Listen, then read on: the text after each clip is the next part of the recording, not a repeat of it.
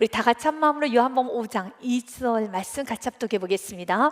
예루살렘에 있는 양문교태 히브리 말로 베데스다라는 못이 있는데 거기 행각 5이 있고, 아멘. 베데스다 이름이 참 예쁘고 너무 아름답습니다. 베데스다라는 것은 헬라어로 보니 베스라는 집, 그리고 또한 헤세드, 사랑이란 그 뜻을 가지고 있는 헤세드, 데스다라는 그 이름이 합성화되어서 베데스다는 사랑의 집, 자비의 집이라는 의미를 가지고 있습니다. 그리고 역시 베데스다라는 이름을 너무 잘 지었습니다. 왜냐하면 양문 곁에 있기 때문에 그렇습니다. 양문이라는 것은 예루살렘 북쪽에 있는 양이 들어가고 나오는 그 문, 쉽 게이트를 말하고 있습니다. 이스라엘 백성들이 죄를 짓고 나면은 자신의 죄를 대신하여서 양을 하나님께 바치는 제물로 드렸습니다. 그래서 이스라엘 백성들이 죄를 지을 때마다 양은 죽어야 되는 것입니다. 그리고 그 양의 피로 이스라엘 백성들의 모든 죄가 다 사해지게 되는 것이죠. 그러나 우리는 이젠 더 이상 양이 필요가 없게 되었습니다. 왜 그렇습니까? 물론 우리는 죄를 지었지요. 우리는 앞으로도 연약해서 죄를 지을 수 있는 가능성이 있는 존재인 건 사실입니다. 그럴 때마다, 오늘 예배를 드릴 때마다 양을 잡아가지고 드리는 것이 아니라 이제 더 이상 우리는 양을 잡을 필요가 없어요. 우리는 양문이 필요가 없어졌습니다. 예수님께서 그 모든 걸 다 이루셨기 때문에 그렇습니다. 그래서 요한 사도는 이 땅에 오셨던 예수님을 향해서 요한복음 1장 29절에 이렇게 말씀하셨습니다. 이튿날 요한이 예수님께서 자기에게 나아오심을 보고 이르되, 보라, 세상 죄를 지고 가는 하나님의 어린 양이다 라고 말을 했었습니다.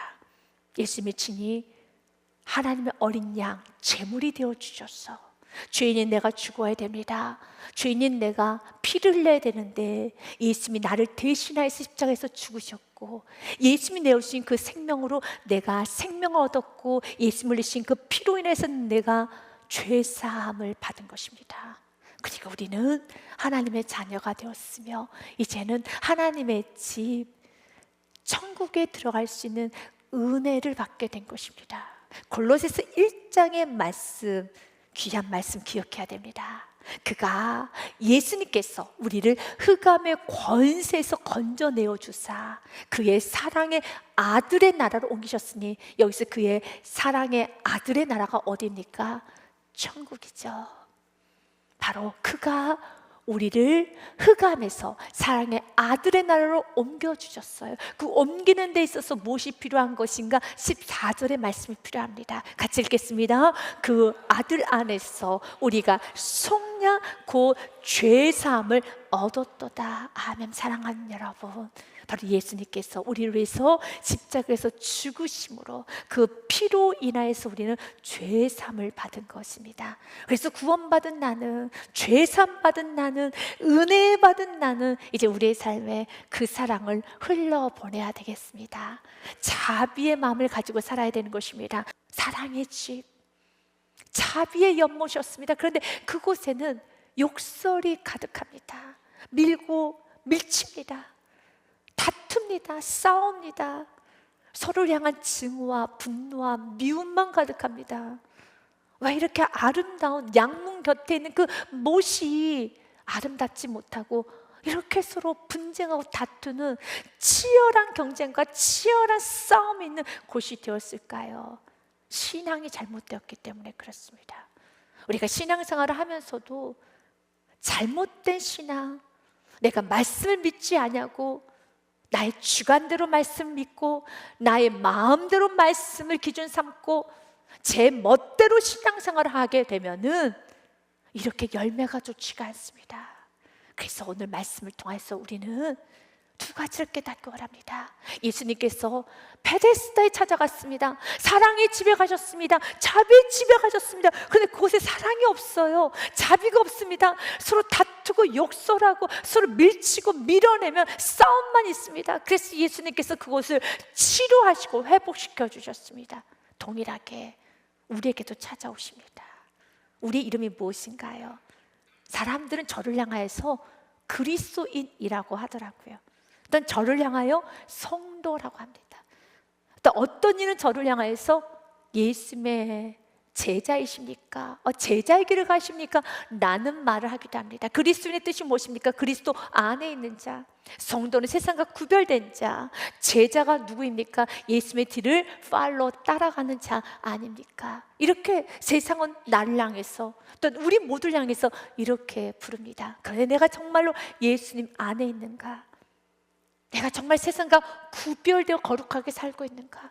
내가 정말로 예수님의 뒤를 따라가고 있는가? 이 부분에 있어서 내가 부족함이 있다면 이제는 우리 이름 그대로 회복이 되어야 합니다. 주님은 오늘 우리에게 말합니다. 회복, 내가 회복시켜 줄게. 그 회복하기 위해서 첫 번째로 여러분 기억하십시오. 회복은 인정하는 데서 시작됩니다. Restoration, 회복의 시작은 인정입니다. Restoration starts with admitting our sin. 나의 죄를 인정해야 되는 겁니다. 베데스다는 연못이 이렇게도 치열하게 서로 다투고 분쟁하고 그리고 서로 혈기가 가득한 장소가 될 수밖에 없었던 이유는 잘못된 신앙, 미신이 있었기 때문에 그랬었어요. 3절과 4절 말씀에 보면 그 베데스다에 많은 병자들이 찾아왔습니다. 그 안에 많은 병자, 맹인, 다리 저는 사람, 혈기 마른 사람들이 누워 물의 움직임을 기다리니 그 이유는 4절 말씀은 이는 천사가 가끔, 자주가 아닙니다, 가끔 못에 내려와 물을 움직이게 하는데 움직인 후에 먼저 들어가는 자는 어떤 병에 걸렸든지 낫게 되미려라. 이런 미신이 있어서 천사만을 기다리고 있습니다. 자주 내려오지 않습니다. 가끔 내려옵니다. 그런데 천사가 한번 휘저을 때 가장 먼저 들어가야 되는데 저 사람이 내 발을 걸었어. 저 사람이 날 밀쳤어. 나는 오늘 또 실패했어. 모든 사람들은 그 천사만 기다리고 내가 먼저 뛰어 들어가야겠다라고 합니다. 그런데 내가 먼저 들어가려고 했는데 저 사람이 먼저 들어갔어. 얼마나 믿겠습니까? 저주하고 싶겠죠. 저 나쁜 사람, 저렇게 나쁜 사람, 얼마나 욕이 쏟아지겠습니까? 그래서 그곳은 자비의 집이 아니에요. 사랑의 집이 아니에요. 저주만 합니다. 증오합니다. 그리고 나는 실패자라는 거, 오늘도 나는 놓쳤구나, 오늘도 나는 실패했구나, 병으로 인한 상처도 있었지만 이렇게 자주 밀쳐지고 밀리고 다투는 과정에서 생기는 너무 많은 상처, 영혼육이 피폐해지기 시작합니다. 왜 그럴까요? 잘못된 신앙, 잘못된 생각, 잘못된 믿음이 있었기 때문에 그렇습니다. 천사는 예수님과 그래도 같은 부류 아닌가? 잘못된 것이죠. 지금 오늘 동일하게 우리에게 말합니다. 여러분의 신앙의 생활을 점검해 보셔야 돼요. 내가 내 마음대로 내가 신앙생활하고 내가 믿고 싶은 대로 믿고 내가 깨닫고 싶은 대로, 내가 붙잡고 싶은 대로만 붙잡고 나아가면 삶의 열매가 좋지 않아요.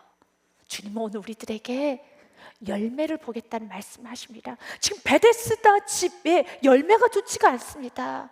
이건 베데스다 사랑의 집, 자비의 집이 아닙니다. 내가 예수님 만난 자로서 나의 삶의 열매를 보셔야 하는 것입니다. 그러면서 내 삶의 열매가 좋지 않으면서도 나는 하나님의 자녀야, 나는 구원 받았어 라고 주장만 하는 것이 아니라 이제는 하나님의 자녀라며 구원을 받았더라면 양문 곁에 있는 못은 베데스다가 되어야 되는 것처럼 내가 그 보혈의 사랑을 받았다며 나의 삶은, 우리의 가정은, 내가 머문 그곳은 사랑이 넘쳐야 됩니다. 자비가 있어야 되는 겁니다. 그래서 예수님께서 우리에게 말씀하세요. 내가 열매를 볼 것이란다. 마태복음 7장 말씀에 보면 예수님께서는 이렇게 말씀하십니다. 그들의 열매로 그들을 알지니 어찌 가시나무에서 포도를 또는 엉겅퀴에서 무화과를 따겠느냐. 이와 같이 좋은 나무도 아름다운 열매를 맺고 못된 나무가 나쁜 열매를 맺나니. 아름다운 열매가 좋은 열매를 맺을 수는 없어요. 아름다운 열매는 나쁜 열매를 맺을 수 없어요. 또한 나쁜 나무는 좋은 열매를 맺을 수가 없어요. 좋은 나무가 나쁜 열매를 맺을 수 없고 못된 나무가 아름다운 열매를 맺을 수 없느니라. 그래서 내 삶의 열매가 좋은가 나쁜가 여러분이 보셔야 됩니다. 내 삶에 좋은 열매를 맺고 있는가, 맺지 못하고 있다라면은 이제 내 뿌리를 보셔야 되는 겁니다. 열매는 우리의 노력과 힘으로 맺어지는 게 아닙니다. 열매는 자연스러운 거예요. 씨가 뿌려지면은 열심히 물을 주고 열심히 양분을 주면 자라게 하신 분은 하나님이세요. 열매는 내가 소리친다고 해서 맺어지는 게 아니고, 내가 애쓴다고 해서 맺어지는 게 아니라 열매는 맺어지는 겁니다. 그래서 맺어져야 되는 겁니다. 그런데 왜 내 삶에 열매가 맺어지지 않고 있다라면은 주님께서 내 삶에 열매가 맺어질 수 있도록, 날 성숙해질 수 있도록 나를 인도할 수 있는 심령인가? 내가 혹시 열매를 맺는데 방해되는 부분이 있지 않은가? 오늘 말씀처럼 그 38년 된 병자가 오늘 반드시 끊어내야 되는 것은 원망이고 핑계고 남 탓인 것처럼 오늘 나에게도 이 부분이 있지 않은가를 날마다 돌아보면서 열매를 맺어야 되는 겁니다. 그래서 19절 20절 말씀해 보니 아름다운 열매를 맺지 아니하는 나무마다 찍혀 불에 던져지느니라. 같이 읽습니다. 이러므로 그들의 열매로 그들을 알리라. 아멘. 우리가 맺어야 되는 열매는 어떤 열매입니까? 우리 안에는 예수님의 영, 성령님이 계십니다. 그렇기 때문에 성령의 열매를 맺어야 됩니다. 갈라디아서 5장 22절과 23절이 우리가 맺어야 되는 9가지 열매입니다. 같이 읽습니다. 오직 성령의 열매는 사랑, 희락과 화평과 오래 참음과 자비와 양성과 충성과 온유와 절제니 이 같은 것을 금지할 법이 없느니라. 아멘. 이런 9가지 열매 자연스럽게 맺어지는 겁니다. 여러분, 그 열매 보면 난 이런 거 어떻게 맺을 수 있어? 내가 어떻게 사랑이랑 화평, 나는 부족한데. 맞아요.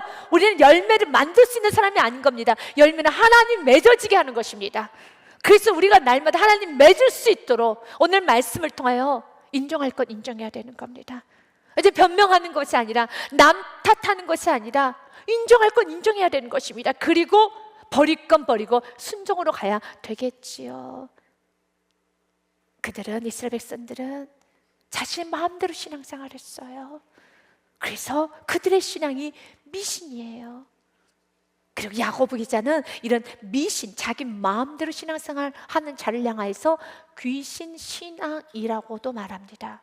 귀신 신앙이 무엇입니까? 야고보서 말씀해 보니 내가 하나님은 한 분이신 줄을 믿느냐? 잘하는도다. 귀신들도 믿고 떠드느니라. 그러나 20절 말씀해 보니 허탄한 사람아, 행함이 없는 믿음이 헛것인 줄을 알고자 하느냐? 그러면서 아브라함 예를 듭니다. 아브라함이 이삭을 바치는 거 어렵지요. 그러나 행함으로, 순종함으로 의로하시는 겁니다. 주님께서 오늘 우리들에게 이것을 말하는 겁니다.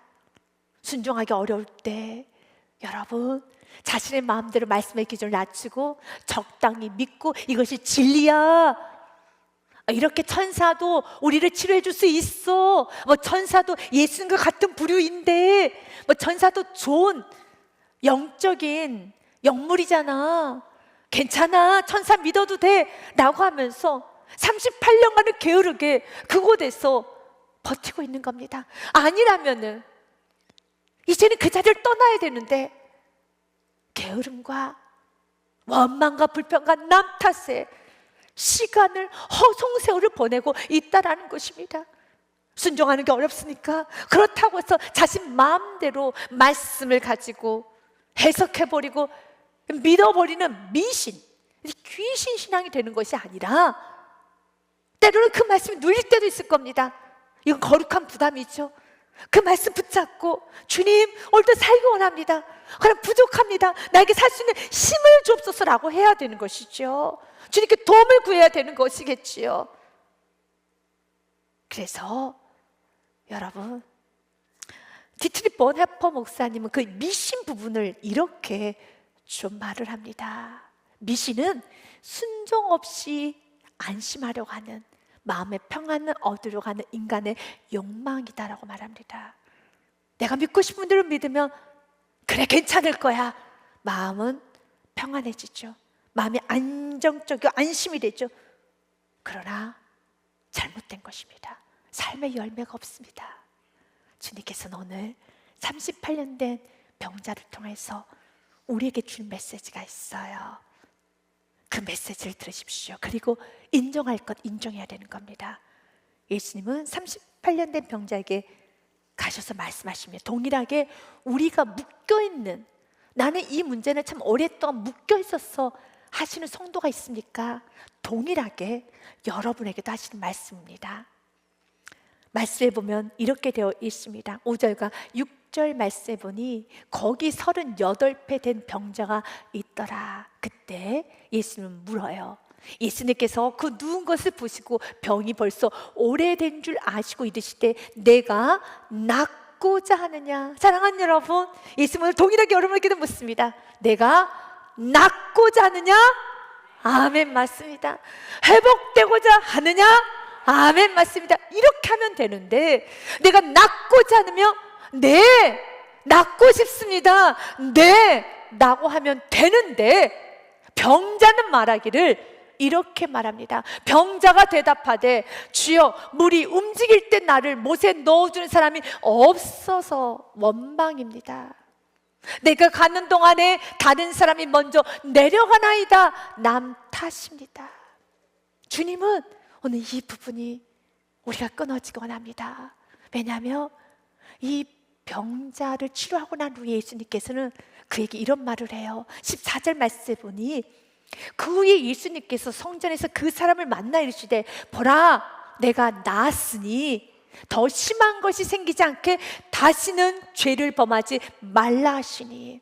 모든 질병이 다 죄로부터 온 건 아닙니다. 그러나 이 38년 된 병자는 죄로부터 온 것입니다. 이번 한 번은 치료해 줄게, 이번만은 고쳐줄게. 그러나 다시 범죄를 한다라면 더 심한 것이 생긴단다 라고 경고를 하시는 것이죠.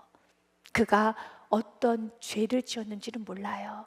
하지만 죄를 지었고 그가 병이 들었었을 때 그가 하는 말을 통해서 그의 삶의 패턴은 볼 수 있습니다. 그의 삶의 패턴이 무엇입니까?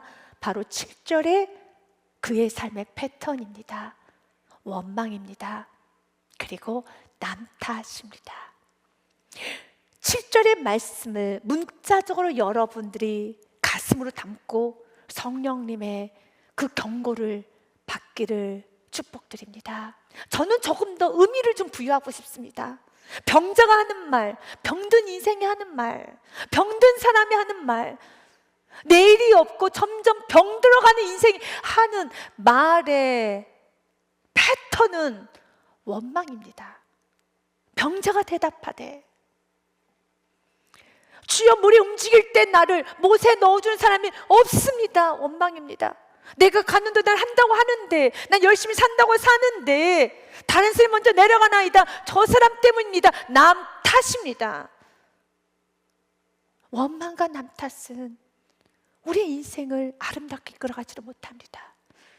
그래서 하나님, 이 말씀 내 귀에 들렸다며, 내 마음에 울렸다며 은혜를 받은 것이고 예수께서 치료의 회복의 은혜를 주신 것이 그대로 받아들이셔서 어드미트, 인정하십시오. 맞습니다. 이제 더 이상 내가 원망, 남 탓하는 것이 아니라 바로 그 순간 내가 넘어졌거나 내가 실패했거나 일이 좀 안 될 때, 그때 나의 타락한 본성이, 타락한 생각이, 타락한 본능이 남 탓하고 책임 전가하는데 에너지를 쏟고 생각이 떠오르는 것이 아니라 주 그때 성령님의 세미한 음성을 들으시면서 아, 나의 부족함이 무엇이었고 또 내가 채워야 될 것이 무엇이고 내가 어떻게 인도함 받아야 되고 무엇을 앞으로 조심해야 될 것인가, 나는 성령의 음성을 들을 수 있는 은혜가 있으시길 바라겠습니다. 바로 그때 여러분 책임 전가하고 남 탓하고 원망하는데 에너지를 쓰지 마십시오. 그건 타락한 본성인 것입니다. 우리 하나님의 사람들은 원망하는 것이 아니라 그 안에서 인도함을 받는 것입니다.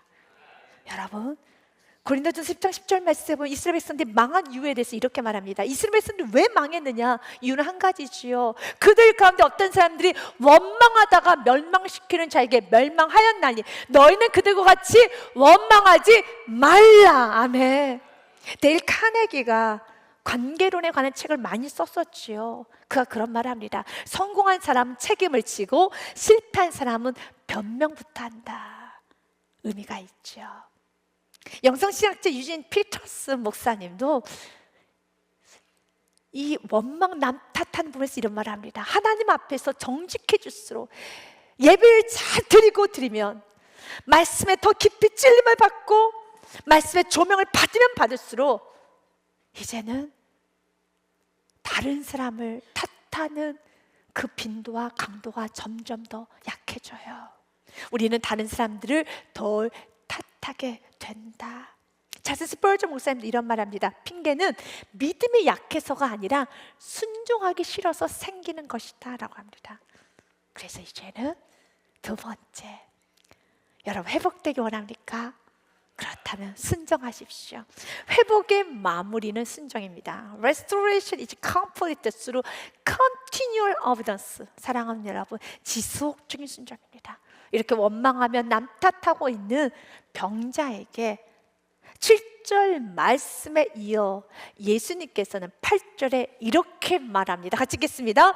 예수께서 이르시되 일어나 내 자리를 들고 걸어 가라 하시니. 아멘. 변명, 핑계, 남 탓할 때 예수님은 일어나라, 일어나, 걸어 가라 라고 말하고 있습니다. 사랑하는 여러분, 주님께서 오늘 동일하게 말합니다. 많은 말을 하려고 할 때마다 주님께서는 시끄럽다, 일어나라, 걸어 가라는 것이죠. 그는 자리를 두고 걸어가야 되는 겁니다.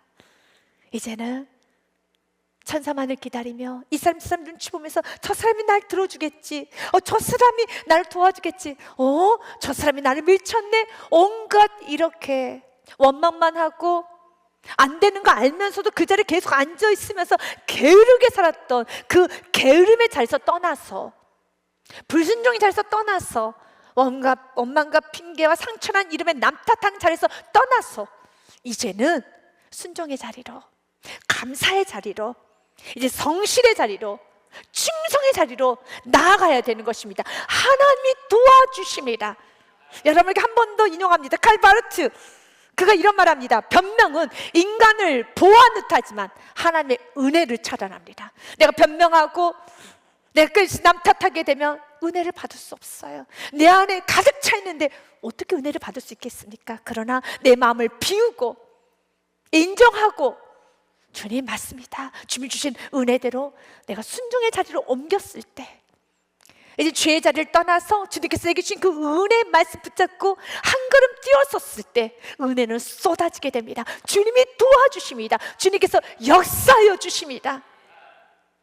일어나 자리를 두고 걸어 가라는 금성에 이제는 우리는 걸어갑시다. 여러분이 가야 되는 길은 어느 길입니까? 어느 자리로 가야 되겠습니까? 여전히 과거에서 원망과 남 탓하는 자리? 아니죠. 감사의 자리죠. 순종의 자리죠. 그리고 그 과정을 인도하실, 또 홀라하신 주님의 은혜를 믿는 믿음의 자리로 나아가셔야 되겠습니다. 여러분에게 미국의 전 대통령이었던 트루먼의 일화를 여러분에게 소개해드리고 오늘 말씀을 이제 마무리해보고자 합니다. 그가 퇴임하고 난 후에 있었던 일화입니다. 어느 날 도서관에 갔습니다. 그랬더니 한 학생이 그를 찾아와서 이렇게 말을 합니다. 대통령께서는 제 나이였었을 때 인기가 엄청 좋은 반장이셨지요? 라고 묻습니다. 그럴 때 그가 말합니다. 아니, 정반대란다. 나는 눈이 매우 나빠. 안경이 없을 때는 맹과 같았고 재주도 없고 운동도 소질이 없었으며 누가 큰 소리만 쳐도 바들바들 떠는 겁쟁이였단다 라고 말합니다. 그때 그 학생의 눈이 덩그레져서 그럼 어떻게 대통령이 되셨어요? 라고 묻습니다. 그때 그가 이런 말합니다. 성경 말씀에 하나님께서 함께 하시면 못할 일이 없다는 말씀이야. 그래서 나는 무슨 일이 있어도 원망하고 핑계하며 중단하거나 포기하지 않고 끝까지 노력했단다. 하나님께서 내 등 뒤에 서 계시니까 말이다. 아멘. 사랑하는 여러분, 주님께서 여러분 뒤에 서 계세요. 그래서 원망하고 남 탓하고 핑계하지 마시고 주님께서 힘을 주십니다. 그리고 그 순간에 성령의 음성을 들어보세요. 그리고 여러분을 더 성장시키는 밑거름, 발판을 삼으시기 바라겠습니다. 이제는 원망에 묶이는 인생이 아니라 남 탓하며 시간을 낭비하는 허송세를 보내는 인생이 아니라 주님께서 여러분 인생이 찬란하게 펼쳐놨으니 가고 담대하게 주님이 주시는 은혜 말씀 붙잡고 주님께서 여러분의 등을 밀어주시니 주님께서 여러분이 순종하고자 하는 그 순종의 말씀에 그대로 순종해서 나갈 때 열림의 역사를 경험하게 될 것입니다. 이번에 한 주간 더 승리하시기를 주님의 이름으로 많이 축복드립니다.